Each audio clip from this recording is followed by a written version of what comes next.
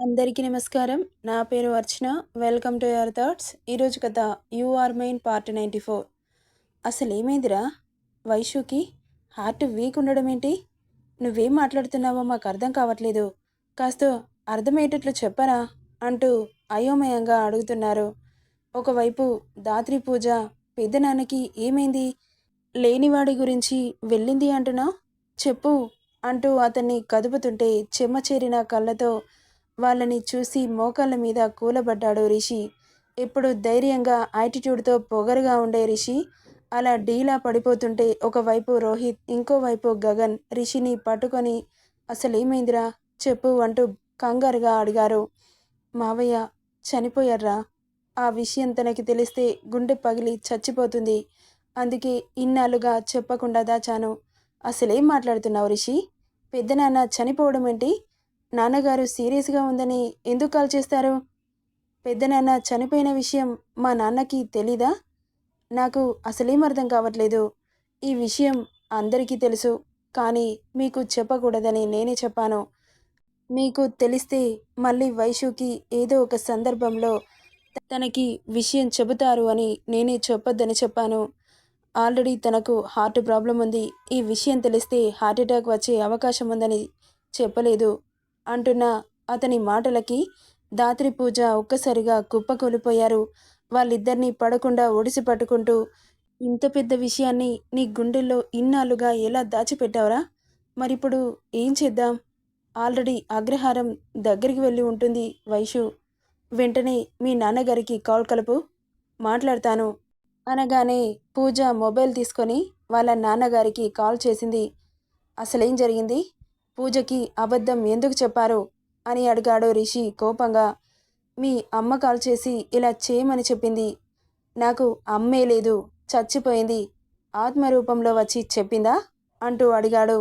అయ్యో అది కాదు బాబు, మీ నాన్నగారి అంటున్నా అతని మాటలకి షడాప్ అన్నాడు.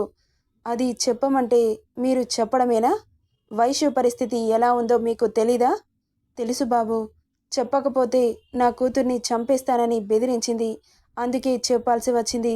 అతని మాటలకి అసహనంగా మొబైల్ని విసిరికొడుతూ కుదుళ్ళు బిగించి అక్కడే కూలబడ్డాడు రిషి. రిషి అంటూ నలుగురు అతన్ని చేరారు.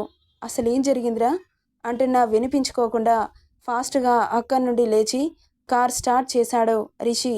ఇక అతని వెనకాలే వీళ్ళు కూడా బయలుదేరారు. ఇక్కడ వైషు అగ్రహారం చేరుకుంది. చాలా రోజుల తర్వాత తల్లిదండ్రులని కలుసుకుంటాను అన్న సంతోషం ఆమెను ఉక్కిరి బిక్కిరి చేస్తుంది. ఇక నడుచుకుంటూ వెళ్తున్న తనని ఊరి వాళ్ళు పలకరించారు. ఇదేంటి ఈ అమ్మాయి అలా నవ్వుతూ వస్తుంది?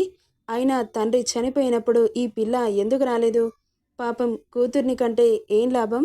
శర్మగారికి ఏ సుఖం లేకుండా పోయింది. చివరికి చావే అతన్ని వెతుక్కుంటూ వచ్చింది అని గుసగుసలు పెట్టుకుంటున్నారు. ఇదంతా ఏం తెలియని వైషు నవ్వుకుంటూ ఇంటికి చేరుకుంది. ఎదురుగా కనిపిస్తున్న దృశ్యానికి కనుబొమ్మలు ముడిపడ్డాయి. ఇదేంటి ఇంటికి తాళం వేసింది? ఎక్కడికి వెళ్ళారు? హాస్పిటల్కి గాని వెళ్ళారా?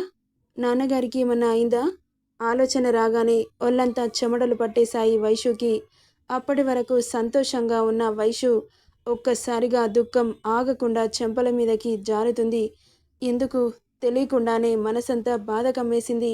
ఆ ఇంటిని చూస్తున్న వైషు పెళ్లికి ముందు సరదాగా గడిపిన క్షణాలు, వాళ్ళ నాన్నగారితో ప్రేమగా ఉన్న సందర్భాలు అవన్నీ కళ్ళ ముందు కదలాడుతుంటే దుఃఖం ముంచుకొస్తోంది వైషుకి. ఏంటమ్మా వైషు, పెళ్లి చేసుకుని తల్లిదండ్రులని అలా అన్యాయం చేసి వెళ్ళిపోతావా అంటున్న మాటలు వినిపించగానే తల తిప్పి చూసింది. నీ తల్లిదండ్రులు ఇంత కష్టపడి నిన్ను పెంచారమ్మా, మర్చిపోయావా? పాపం శర్మగారు జీవితంలో ఎలాంటి సంతోషం అనుభవించకుండానే ఆ దేవుడు తీసుకెళ్ళిపోయాడు అని చెబుతున్న వాళ్ళ మాటలకి తీసుకెళ్ళిపోయాడు అన్న దగ్గరే ఆమె బ్రెయిన్ స్ట్రక్ అయిపోయింది. మీరు ఏం మాట్లాడుతున్నారు? తీసుకెళ్ళిపోవడం ఏంటి? ఎక్కడికి వెళ్ళాడు అన్నది అయోమయంగా. కనీసం తండ్రి చస్తే కూడా రాలేకపోయావు. నీలాంటి కూతురుంటే ఆ తల్లిదండ్రులు ఇలాగే అయిపోతారు. మీ అమ్మేమో ఊర్లు పట్టుకొని తిరుగుతోంది. నువ్వు ఏముందని ఇప్పుడొచ్చావు? అంతా అయిపోయాక తల్లిదండ్రులకి అన్యాయం చేసినందుకు ఏం బాగుపడతావు? ఛీ, నీలాంటి కూతుర్ని కనాలంటేనే భయం వేస్తోంది. ఒకే ఒక్క కూతురివి, వాళ్ళకి ఏం మంచి చేశావు? నీ వల్ల ఏం ఉపయోగం ఉంది? బాధతో కృంగిపోయి చచ్చిపోయేలా చేశావు అనుకుంటూ వెళ్ళిపోయారు. ఇక్కడ వైషు తండ్రి చనిపోయాడని వాళ్ళ మాటల్లో అర్థమవుతుంటే గుండె ఒక్కసారిగా అగ్నిపర్వతం పేలినట్లు పేలి అక్కడే కుప్పకూలిపోయింది వైషు. అప్పటికే దాత్రి వాళ్ళ నాన్నకి కాల్ చేసి చెప్పడంతో పరిగెత్తుకుంటూ ఇంటి బయటకు వచ్చాడు. ఏముంది, అక్కడే కింద పడిపోయి కనిపించింది వైషు. అమ్మ వైషు అంటూ అరిచి ఆమెను చేతిలోకి తీసుకున్నాడు. అమ్మ వైషు అంటూ బుగ్గని తడుతున్నా ఎలాంటి చలనం లేదు. వెంటనే పవన్ని పిలిచి కారు తీయమని చెబుతుండగానే దుమ్ము లేపుకుంటూ వచ్చింది BMW కార్. ఎవరా అని తలతిప్పి చూసిన అతనికి జూలు విదిల్చిన సింహం ఎలా ఉంటుందో అలా ఉన్న కటౌట్ని చూడగానే ఒక్కసారిగా ఒళ్ళు చల్లబడిపోయింది. క్షణంలో వైషుని చేరి ఆమెను ఒడిలోకి చేర్చుకొని వైషు అంటూ దిక్కులు పెక్కటిల్లేలా అరిచాడు రిషి. అతని అరుపుకి ఊరి జనమంతా పోగయ్యారు. పూజ ఫాదర్ కూడా. ఆమెను కింద పడుకోబెట్టి అతని 2 చేతులతో ఆమె గుండెల మీద గట్టిగా నొక్కుతూ CPR చేశాడు. అలా 10 నిమిషాలకి ఆహ్ అంటూ ఊపిరి తీసుకుంది. ఆమెను గుండెలకి అదుముకొని అమాంతం లిఫ్ట్ చేసి కార్లో పడుకోబెట్టి ముందుకు వెళ్లే వాడల్లా తల తిప్పి పక్కకు చూసి ఎదురుగా పూజ ఫాదర్ కనిపించగానే కోపం కట్టలు తెంచుకొని ఒక్క అంగలో అతన్ని చేరి అతడి పీక పట్టి పైకి లేపాడు రిషి. చచ్చిపోతావు నా చేతిలో, నా పిల్లని చంపడానికి నువ్వెవడ్రా అంటూ కాళ్ళు గాలిలో గిలగిలా కొట్టుకుంటుంటే దాత్రి ఫాదర్ పరిగెత్తుకుంటూ వచ్చి రిషి పట్టు నుండి విడిపించడానికి శత విధాల ప్రయత్నం చేసి మీ కాళ్ళు పట్టుకుంటాను బాబు, వదిలేయండి అని రిషి కాళ్ళ మీద పడగానే విసురుగా వదిలి ముందు తన వైషు ముఖ్యం అనుకొని వెంటనే కార్ స్టార్ట్ చేశాడు రిషి. ఇక అక్కడి నుండి స్టార్ట్ చేసిన ప్రయాణం దగ్గరలో ఉన్న హాస్పిటల్కి తీసుకెళ్లి అడ్మిట్ చేశాడు. ఇక ఫార్మాలిటీస్ పూర్తి చేసి ECG స్కాన్ చేసి హార్ట్ బాగా వీక్గా ఉంది, సర్జరీ చేయాలని చెప్పారు డాక్టర్స్. ఇక US నుండి morning cardiologist Vizag multi speciality హాస్పిటల్కి వస్తాడని చెప్పడంతో వెంటనే వైశ్యుని తీసుకొని విత్ కేర్ టేకర్తో సహా బయలుదేరాడు రిషి. ఇక వాళ్ళ వెనకే వచ్చారు దాత్రి వాళ్ళు. గంటలో వైజాగ్కి చేరుకొని మల్టీ స్పెషాలిటీ హాస్పిటల్లో అడ్మిట్ చేశాడు.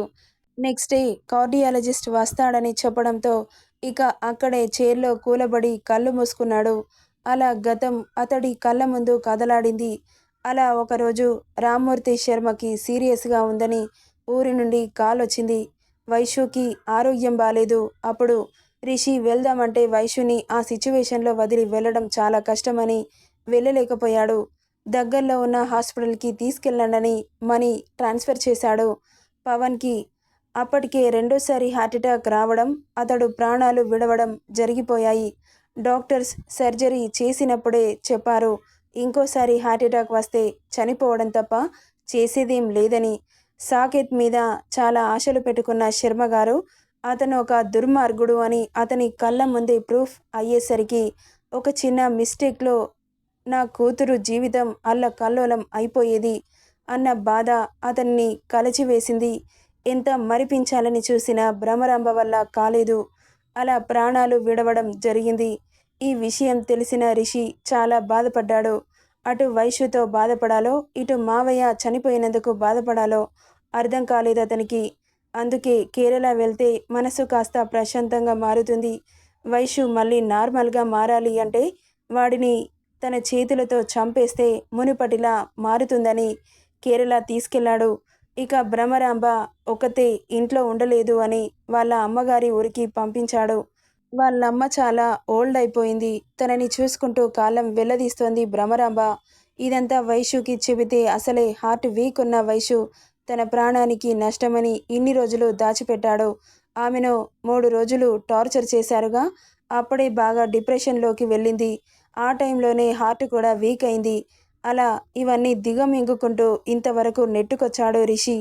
ఇప్పుడు ఎవరి కోసమైతే తన మనసులో దాచిన విషయాలన్నీ బహిర్గతమయ్యి ఆమె ఇప్పుడు చావు బ్రతుకుల మధ్య కొట్టుమిట్టాడుతోంది.